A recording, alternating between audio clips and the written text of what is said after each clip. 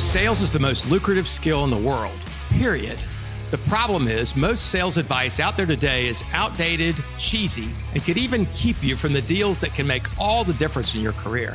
This is the No BS Sales School, a podcast for entrepreneurs and salespeople who want to master the skill of selling without all the BS.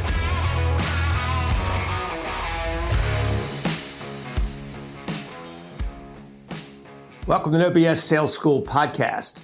Today I want to talk about one of my favorite subjects, which is what do you expect? What do you expect? And what kind of expectations do you set, do you have for your prospect, right? Or for a business relationship or any kind of relationship. It's amazing that we often get what we expect. I had a wealth manager who was a client of mine, and when we first met, he said, look, in my business, with the amount of money that I'm talking about, the amount of money that my clients have, nobody would move their money unless they meet with me at least 3 times, but generally 4 or 5. It just takes that long, Walker. You don't understand my business. And I'd say, great, you're probably right. I don't understand your business. Here's the thing. Why do you think it takes so long? He said, because it's a big decision. If people are moving 10, 15, $20 million, they just don't do it in one meeting. And I said, why do you think that is? He said, well, I've got to be able to tell them how we work, and I got to be able to show them a plan. I got to be able to do all this stuff. And I said, okay, so nobody's ready to do it immediately. He said, well, no, they wouldn't. I struggle with that. And I said, okay, that's great. And I said, how many of those go through 4 meetings and don't buy? He said, well, a lot of them drop off between the first and second meeting, and, another half of them drop off again between the second and third. And so, if we start with 10, we end up with about 2. And I said, and so both of them buy within 4 or 5 meetings. He goes, no, usually one of them. I said, okay, so 1 out of 10 buy, and you meet with them 4 or 5 times, and they drop off considerably after each one. He said, well, yeah. I said, okay, why are you doing it that way? And he stammered and said, because this is just the way we do it in my firm. I said, okay, let me challenge you. I said, I'll bet you if you meet with somebody and at the first meeting, you say to them, typically when we get together, we're deciding whether or not you move your money over to us. You okay if at the end of this meeting, we figure out whether or not it makes sense to do that? If you think it's the right thing and I think it's the right thing, typically what happens is we sign these documents, you move your money over here. If at the end of the meeting, though, you're not sure you want to do it, or I don't think we're going to be the right fit for you, let's call it a no. Is that okay? And I said, try that. Next time you get together, let somebody know at the beginning of the meeting that typically we're deciding whether or not you move all your money over here. If you're not comfortable doing it, or I don't think I'm the right fit, we'll call it a no. Otherwise, you sign the paperwork. Is that okay? He said, I'll try it, but there's no way in hell that'll work. I said, try it on a low risk one you don't think you'll get anyway. By the way, you're not getting 90%, so it doesn't really matter. He came back the next week and he was gobsmacked. He goes, holy shit. He goes, I closed a deal for $22 million in 1 meeting. I said, no shit, what happened?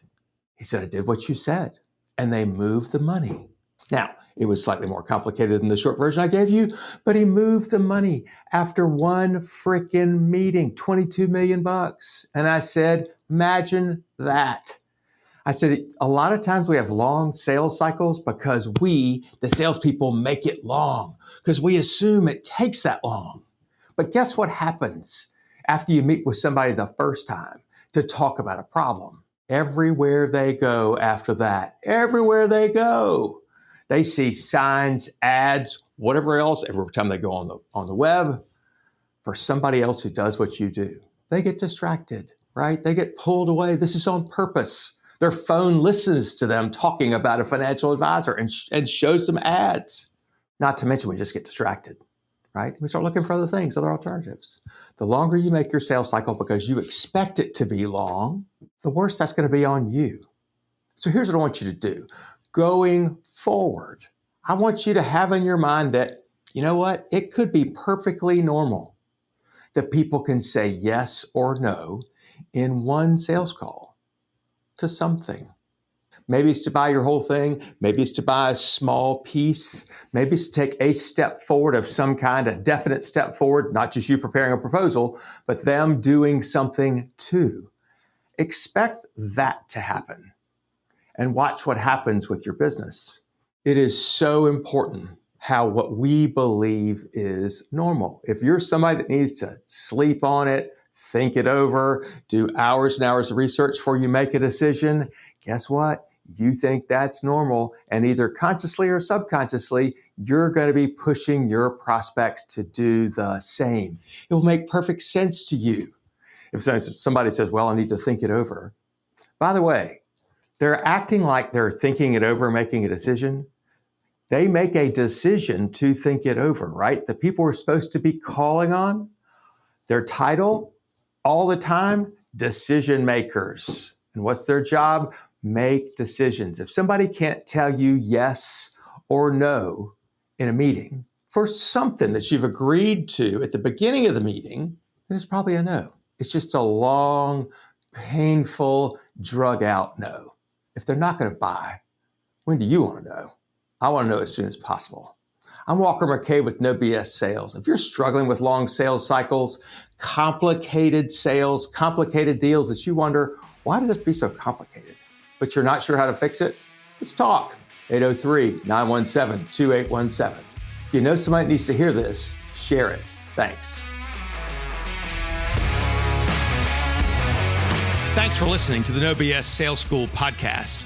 If you're struggling to close deals, then I want to invite you to take my free mini course, where you'll learn the 7 most expensive sales mistakes that will cost you time, money, and credibility. So be sure to click the link in the show notes or go to www.7salesmistakes.com.